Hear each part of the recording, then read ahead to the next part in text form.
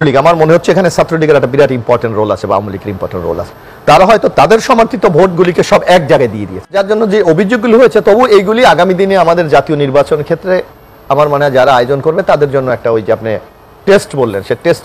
একটা হলো ইলেকশনের কিছুদিন আগে, ডাকসু ইলেকশনের কিছুদিন আগে, মানে আমি তাদের নাম বলতেছি না, ছাত্র দলের দুটা ছেলে যারা নির্বাচনে প্রতিদ্বন্দ্বিতা করছে তাদের জিজ্ঞেস করলাম তোমাদের খবর কি।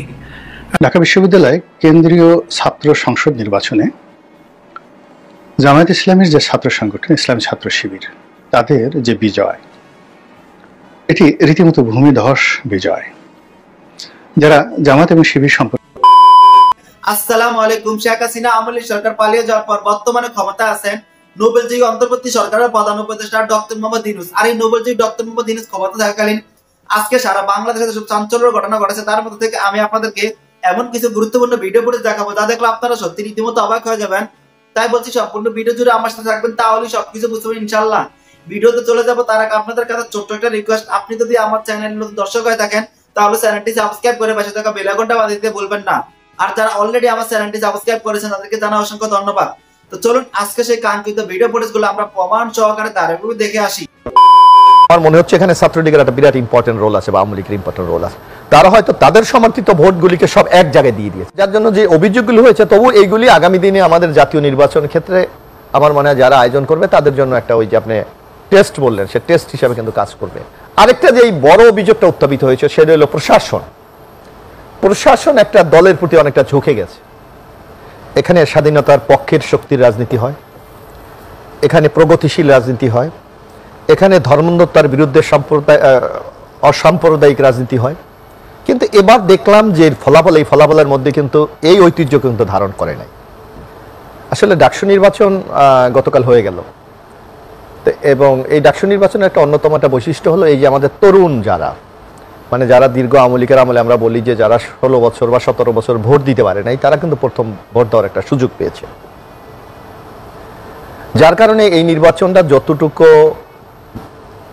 নিরপেক্ষ, যতটুকু গ্রহণযোগ্য, বিতর্কহীন হওয়ার কথা ছিল, আমরা দেখেছি যে সেই ক্ষেত্রে কিছুটা ব্যত্যয় আমরা লক্ষ্য করছি।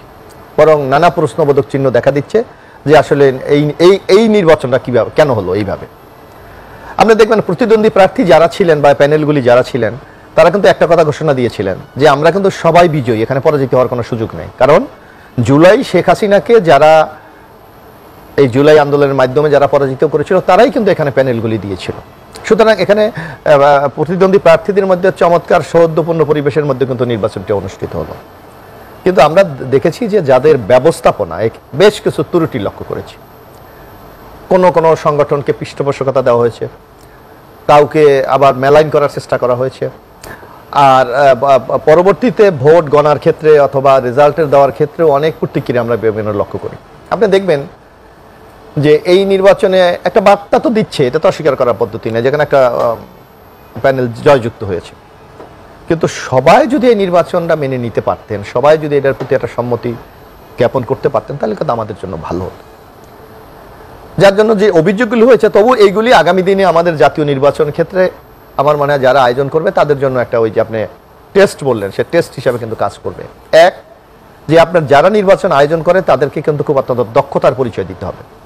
এক, আপনার উদ্ভূত পরিস্থিতি মোকাবেলা করার জন্য যে দক্ষতা দরকার সেই ধরনের কর্মকর্তাকে আপনার ওখানে ইনক্লুড করতে হবে। আপনি দেখবেন যে এখানে সবচেয়ে বড় বিতর্ক হচ্ছে, যেমন আপনি যদি গতকাল সকালে স্টার্টিংয়ে যদি দেখেন ঢাকা বিশ্ববিদ্যালয়ের টিএসসি কেন্দ্র যেখানে রোকেয়া হলের ভোট দেয় মেয়ে নারী, সর্বোচ্চ বেশি ভোটের যে কেন্দ্রটি ছিল 6400 ভোটের, সেখানে দেখলাম যে যারা বিজয়ী হয়েছে ছাত্র শিবির তাদের ভিপি ক্যান্ডিডেটকে ভিতরে অবাধে প্রবেশ করার সুযোগ দেওয়া হয়েছে। অথচ জাতীয়তাবাদী ছাত্র দলের আবিদ যখন ওখানে গেলেন তাকে আচরণবিধির দোহাই দিয়ে তাকে ঢুকতে দেওয়া হয়নি। অর্থাৎ এটা একটা প্রার্থীর যেই অধিকার সেই অধিকার থেকে বঞ্চিত করা হয়েছে। শুধু তাই না, আপনি দেখবেন তাৎক্ষণিকভাবে আমরা দেখলাম যে আমাদের মেইন স্ট্রিমের কিছু পত্রিকা, বিশেষ করে প্রথম আলো থেকে শুরু করে, তারা এমনভাবে নিউজ শুরু করলো যে বলো যে ছাত্র দলের আবিদ আচরণবিধি লঙ্ঘন করছে।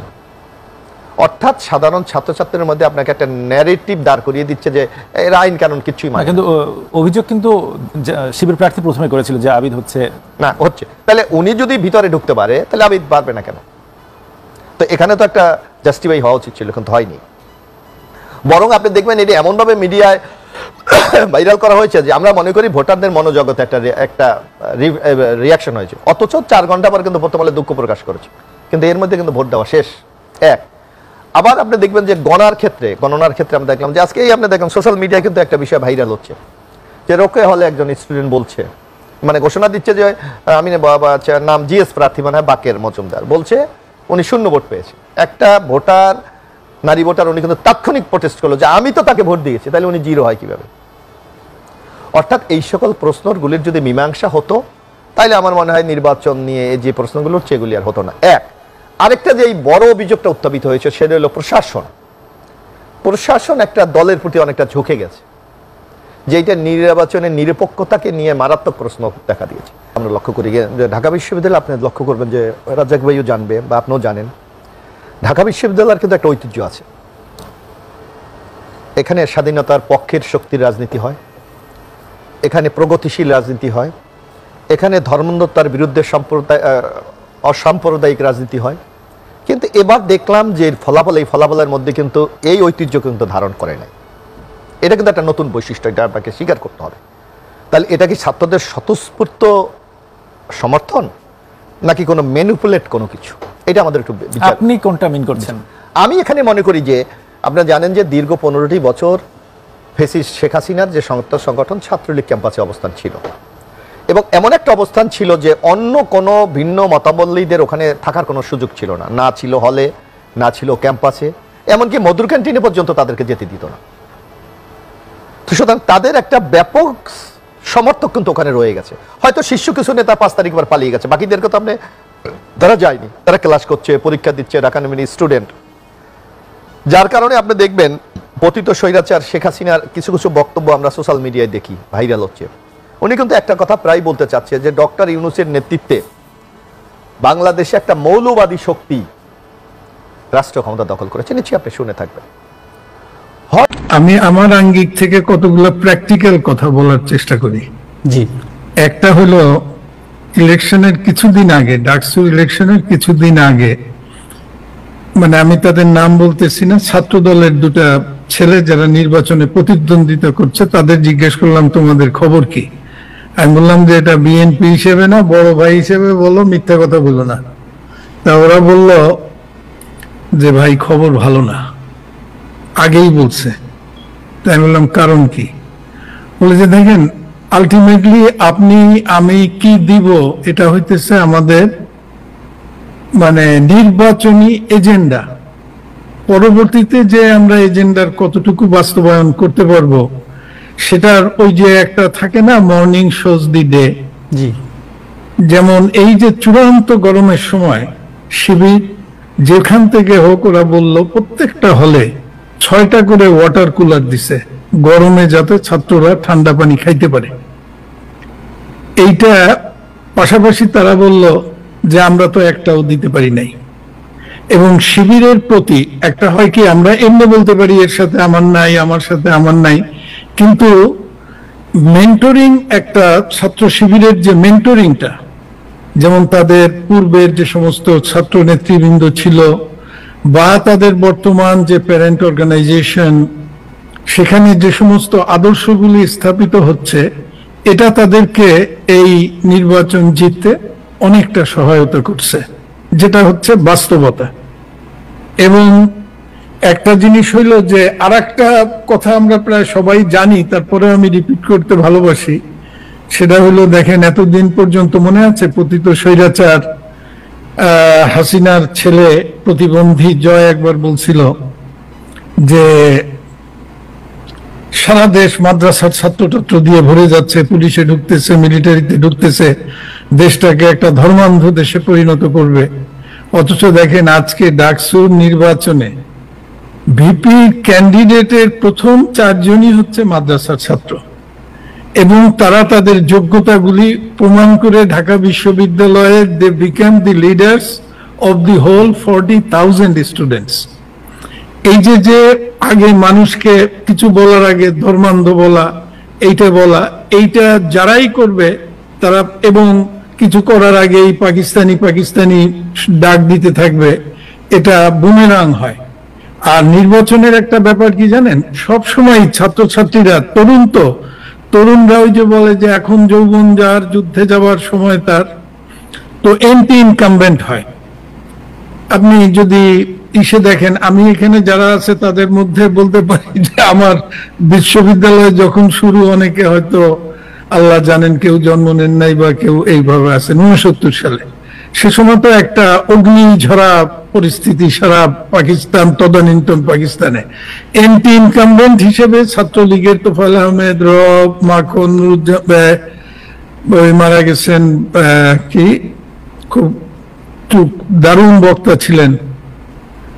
যাই হোক, ওরা এন্টি ইনকামবেন্ট ছিল, দেশের প্রয়োজনে তারা, তখন মানুষ চাইতো যে এই অত্যাচারের বিরুদ্ধে একটা কিছু আমরা করি, সেইটা থেকে তারা করতে পারছে। পরবর্তীকালে দেখেন 90-তে যখন এই যে স্বৈরাচার বিরোধী আন্দোলন হইল, সেখানেও কিন্তু ছাত্রদল যে জিতে এন্টি ইনকামবেন্ট হিসেবে জিতছে।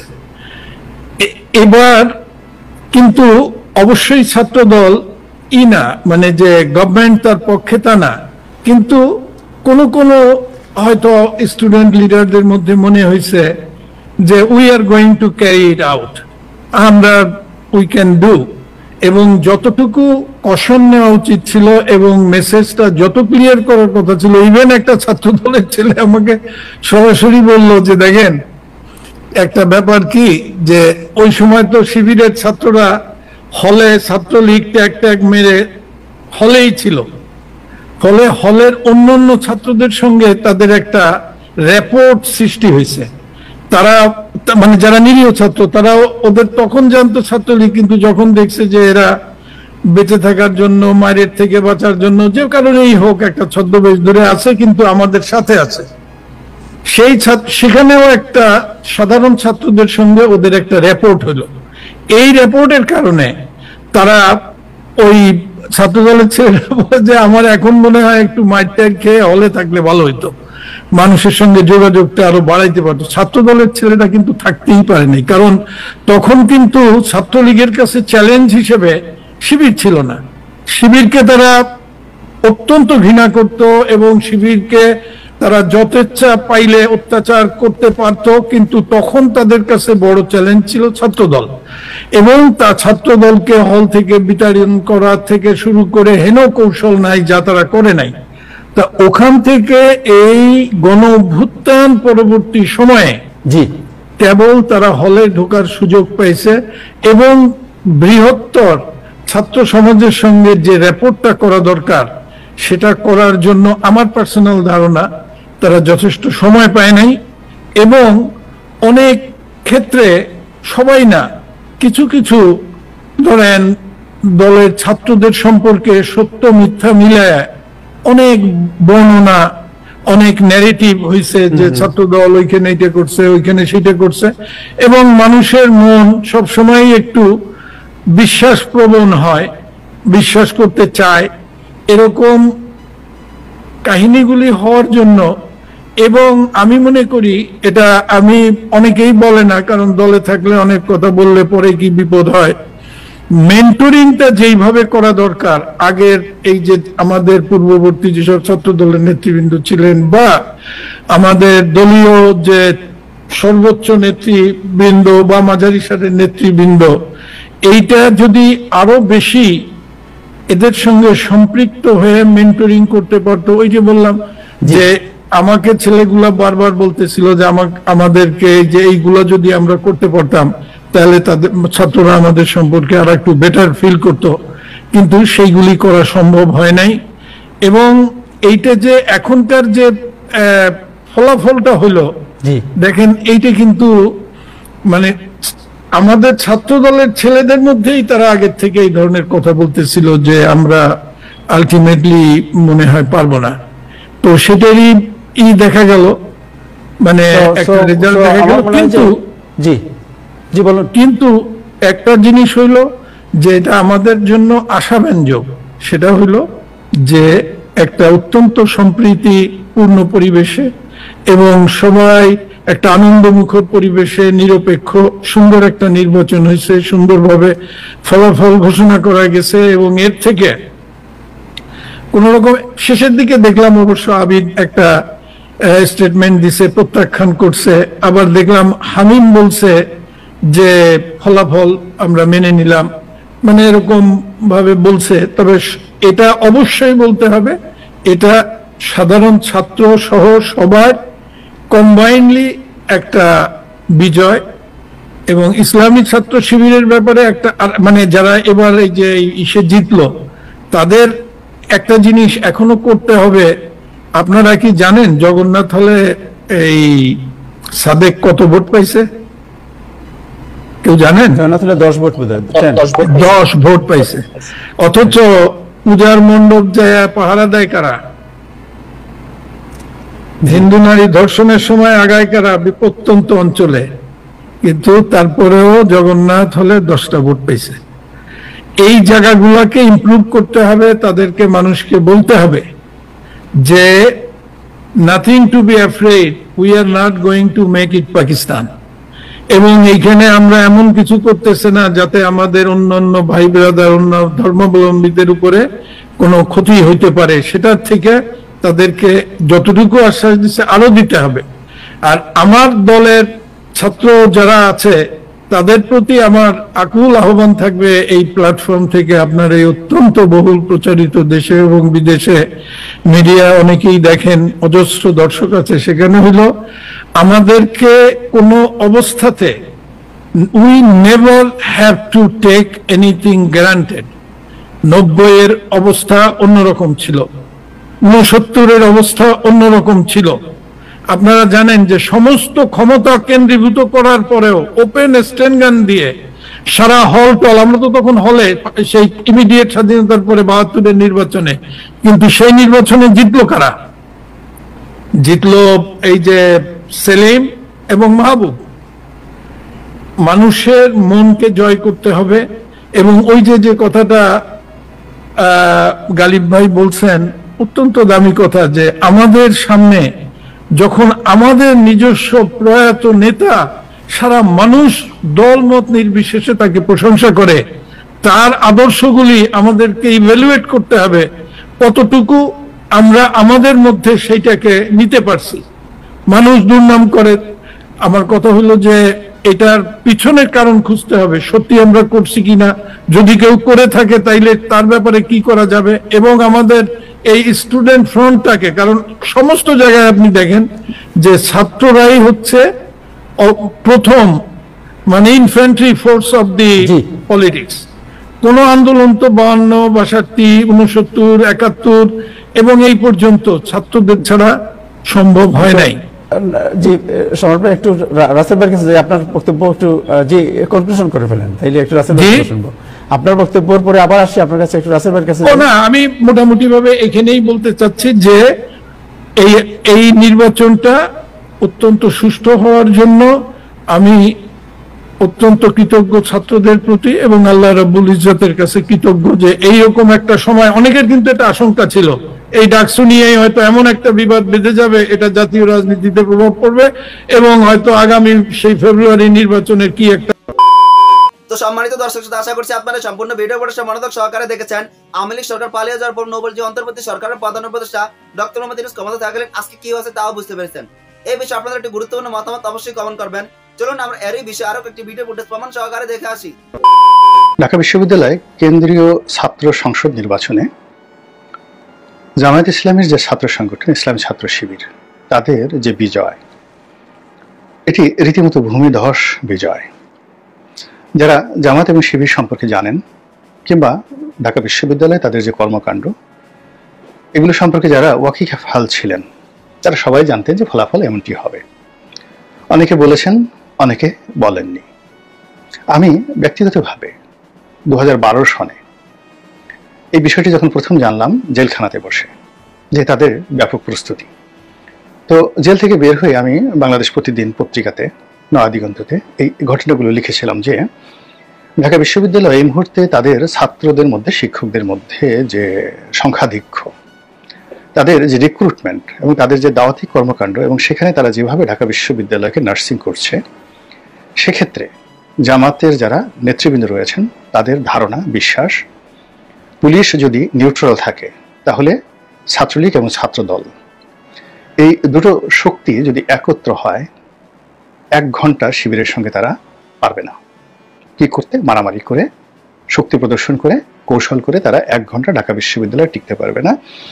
এবং এই বক্তব্য আমি শুনেছিলাম জনাব যাকে বলা হয় মীর কাসিম আলী সাহেবের মুখে। উনি আর আমি পাশাপাশি থাকতাম, উনি আমাকে এই কথাগুলো বলেছিলেন। উনি এখন প্রয়াত, কিন্তু উনি যতদিন জীবিত ছিলেন, আমি জেল থেকে বেরোই, এটা বাংলাদেশ প্রতিদিন পত্রিকাতে প্রথমে তো সম্পাদকীয় লিখেছিলাম, পরে আবার একটা আমার যে কারাগারের জীবন নিয়ে একটা লেখা লিখেছিলাম, এমপির কারাদহন, ওটা ধারাবাহিকভাবে বাংলাদেশ প্রতিদিন পত্রিকাতে প্রতিদিন ফার্স্ট পেজে ছাপা হতো। এবং ওটা তখন তো বাংলাদেশ প্রতিদিন, মানে তখন থেকে এখনো পর্যন্ত বাংলাদেশের 1 নম্বর ওয়েল সার্কুলেট পত্রিকা। তো যারা পড়েছেন তারা তো সবাই জানেন। কিন্তু দুর্ভাগ্য যে আওয়ামী লীগের যে কর্তা ব্যক্তি, আমার আশা ছিল যে তারা আমাকে জিজ্ঞাসা করবেন বা জেলখানার মধ্যে কি হচ্ছে সেটা বোঝার চেষ্টা করবেন। এখন বাংলাদেশে যা কিছু হচ্ছে সেটা আপনি পত্রপত্রিকা, আমার দেশ বলেন, নয়া দিগন্ত বলেন, বা সচিবালয় বলেন, বাইরে যারা ইউটিউবার রয়েছেন জামাতের পক্ষে যে কাজগুলো করছেন, তারপর ডক্টর মোহাম্মদ ইউনূসের সঙ্গে জামাতের যে সম্পর্ক, তারা একসঙ্গে শেখ হাসিনা পতনে কিভাবে লবিস্ট ফার্ম নিয়োগ করেছে, ইউরোপ এবং আমেরিকাতে যুগপৎভাবে কিভাবে কাজগুলো করেছে, এই পুরো বিষয়টি আমি কিন্তু একেবারে জেনে এসেছিলাম 2012 সালে। এবং আমি যতটা সম্ভব ইঙ্গিত দিয়ে সেগুলো প্রকাশ করেছিলাম খোলামেলাভাবে, এবং এটা বই আকারে এখনো মার্কেটে আছে। কিন্তু দুর্ভাগ্য আওয়ামী লীগের কোনো লোক সেটা পড়েছে কিনা আমি বলতে পারবো না, বা পড়লেও সেটা গুরুত্ব দেওয়ার প্রয়োজন মনে করেছে কিনা আমি বলতে পারবো না। কিন্তু বাস্তবতা হলো যে আওয়ামী লীগের যে পতন, আওয়ামী লীগের পতন আসলে জামাতের হাতে হয়েছে। এটা হলো বাস্তবতা। পুরো জিনিসগুলো মানে মাস্টার মাইন্ড হিসেবে জামাত যে কাজগুলো করেছে, যার প্রস্তুতির কথা আমি সেই 2012 সনে দেখেছিলাম, শুনেছিলাম, সেটার বাস্তব রূপ যখন 2024 সনে আমি দেখলাম, আমি আশ্চর্য হইনি। আবার দেখুন যে এই যে ডাকসু নির্বাচনে যে ফলাফল হলো, যারা বিএনপি পন্থী লোকজন আছেন বা যারা মুক্তিযুদ্ধপন্থী লোকজন আছেন, তারা সবাই নানা রকম আবেগ, অনুভূতি, প্রেডিকশন তাদের সামাজিক মাধ্যমে দিয়েছেন। আমি কিন্তু একটাও মন্তব্য করিনি, জাস্ট একটা মন্তব্য করিনি। তো আমার জানা ছিল যে এরকম একটা ফলাফল হবে। এখন বক্তব্যটা হলো যে ফলাফলটা হলো, এই ফলাফলের ভবিষ্যৎটা কি বা কেন হলো। আমি যেটা বলতে চাই যে 1971 সনের পরে যখন জামাত ব্যান্ড হয়ে গেল এবং পরবর্তীতে যখন ছাত্র শিবির, আগে যেটা ছাত্র শিবির তো স্বাধীন বাংলাদেশে হয়েছে, সেই ছাত্র শিবির প্রতিষ্ঠিত হওয়ার পর থেকে এখন অবধি প্রায় 50 বছর হয়ে গেছে। তো কোনো বিশ্ববিদ্যালয়, কোনো শিক্ষা প্রতিষ্ঠানে, এমনকি মাদ্রাসাগুলোতেও তাদেরকে আসলে কাজ করতে দেওয়া হয়নি। ঢাকা বিশ্ববিদ্যালয়ে কত শিবিরের নেতা, তারা যে কত মার খেয়েছেন, অপমানিত হয়েছেন, লাঞ্ছিত হয়েছেন, সেটা বলার মতো নয়। আমি একজন ভদ্রলোকের নাম বলি, আমাদের এলাকায় বাড়ি। তো তিনি যাকে বলা হয়, নাম বলবো না, পরবর্তীতে একটা ব্যাংকের ডিএমডি হয়েছিলেন বা এডিশনাল ম্যানেজিং ডিরেক্টর হয়েছিলেন। তো ঢাকা কলেজে আমাদের বড় ভাই ছিলেন।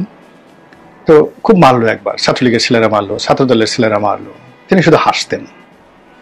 এরপরে তিনি আবার ইউনিভার্সিটি এসে কতবার মার খেলেন, একবার ইলেকশনও করলেন, কিন্তু কোনোদিন জোরে একটা কথা বলেননি, কারোর বিরুদ্ধে অভিযোগ করেননি, শুধু মার খেয়েছেন আর শিবির করেছেন, পরে জামাত করেছেন। এবং ওটা করেই একটা ব্যাংকের এডিশনাল ম্যানেজিং ডিরেক্টর হিসেবে রিটায়ার্ড করেছেন।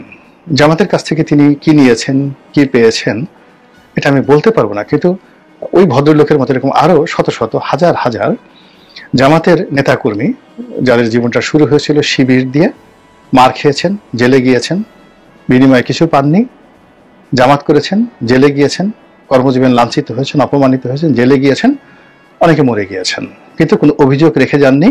কিন্তু তার ছেলে সন্তানদেরকে আবার শিবিরে ভর্তি করিয়ে গেছেন যে তোমরা আমার মরার পরে শিবিরে যেও এবং জামাতে যেও।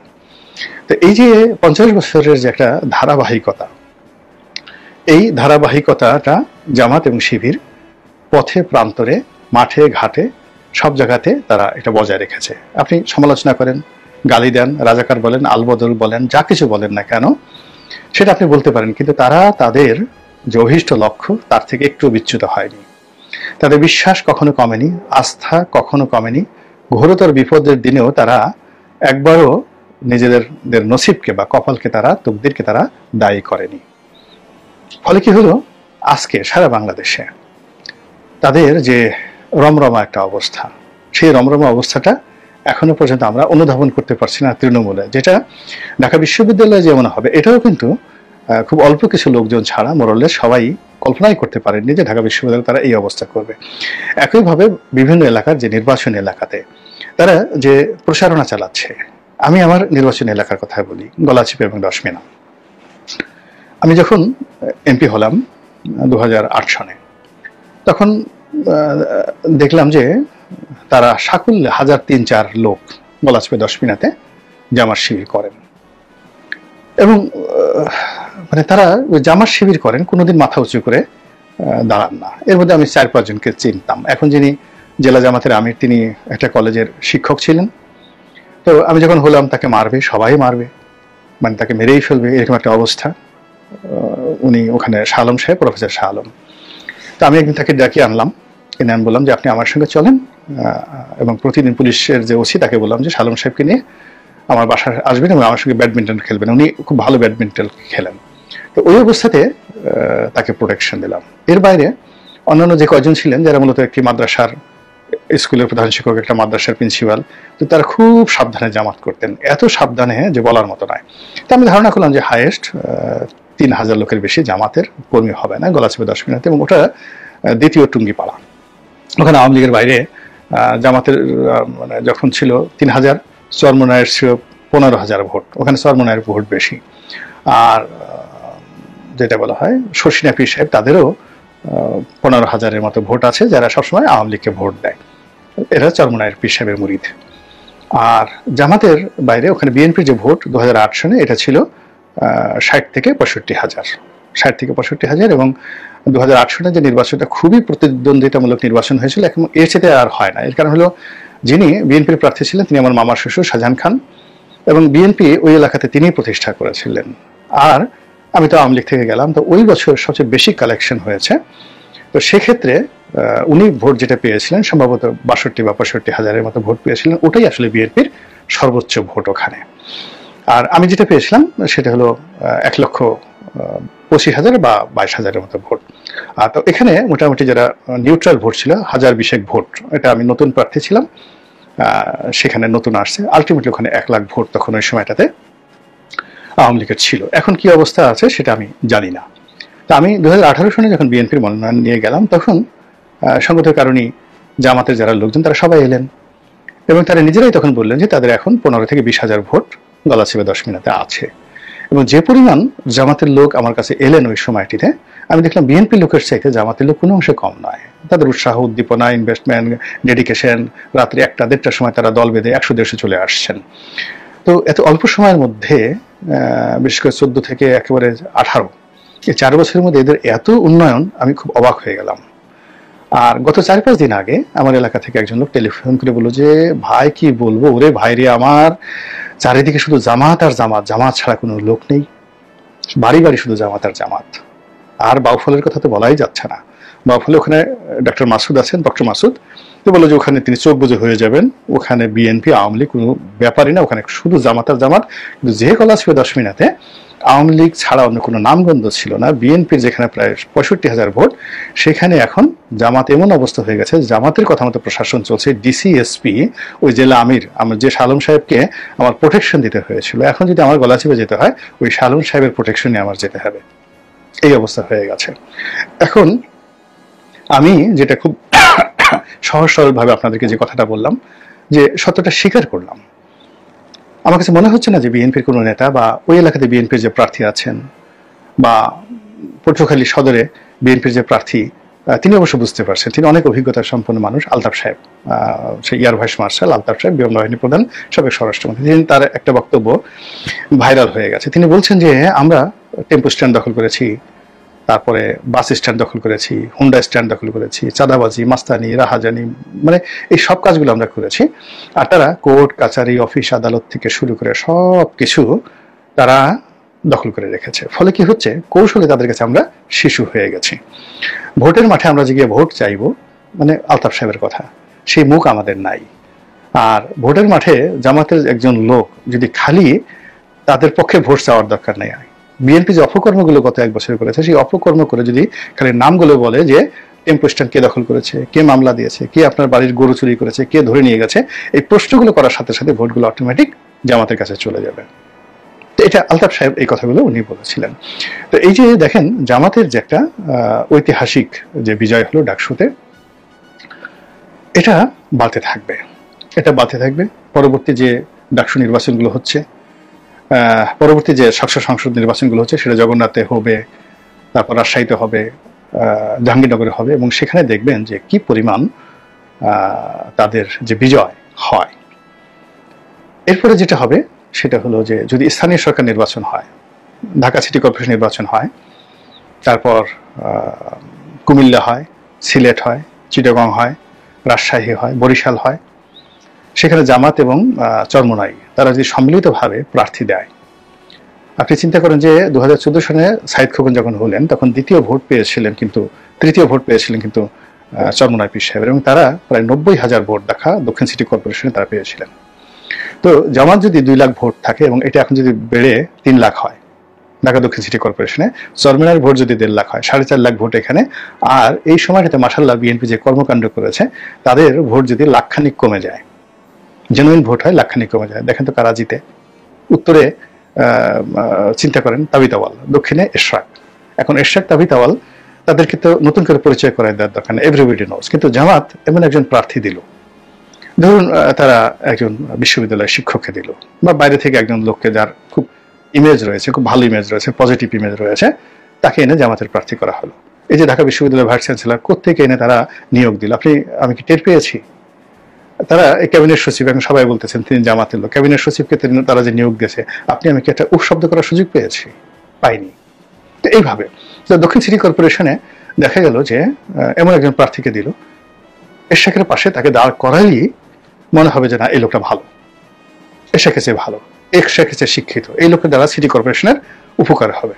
তারপর তো জামাতের মজমা, জামাতের মিটিং টিটিং যা কিছু আছে, এগুলো যদি চলতে থাকে, একেবারে ঢাকা বিশ্ববিদ্যালয়ের চাইতেও 10 গুণ ভালো ফলাফল করবে এই ঢাকা সিটি কর্পোরেশন নির্বাচনে। এবং ডক্টর মোহাম্মদ ইউনূসকে দিয়ে তারা এই কাজগুলো না করিয়ে তারা জাতীয় নির্বাচনে যাবে বলে আমার কাছে মনে হচ্ছে না। আবার যদি ইউনিয়ন নির্বাচন হয়, সেখানেও কিন্তু তারা একই অবস্থায় করবে।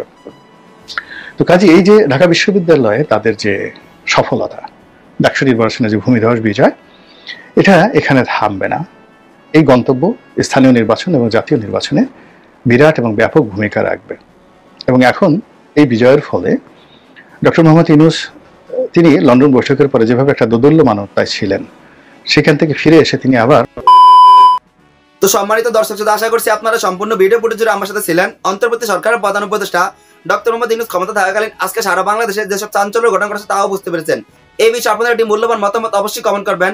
আজ এ পর্যন্তই, দেখা হচ্ছে অন্য একটি ভিডিওতে। সে ভালো থাকবেন, সুস্থ থাকবেন, আল্লাহ হাফেজ।